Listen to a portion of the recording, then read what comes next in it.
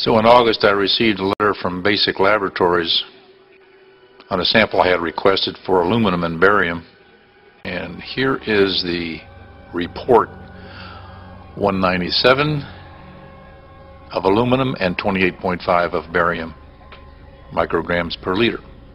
Here's the spreadsheet, and here's the bar graph. The conditions for that day, August the 14th, there's the coastline to Florida right there, and there's the approximate location of Gainesville. Aerosols are everywhere, even over Gainesville. If you look closely, you'll see them. There's the mare tails up there. Moving down, we see more evidence of spraying, and actually you can see the persistent jet trails when you scrutinize. Even at higher resolution than this, you can get much more resolution if you do it yourself.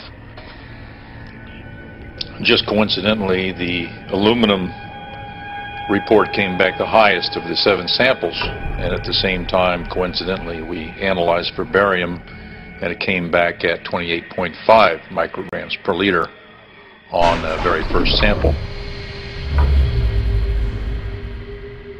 It's true that these lab results are consistent with, but not absolute proof that toxic contamination of the atmosphere is originating from the persistent jet contrails.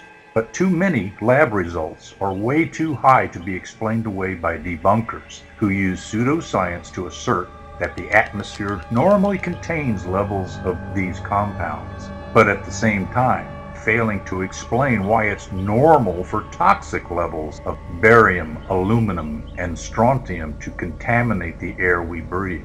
Beware the disinfo agents.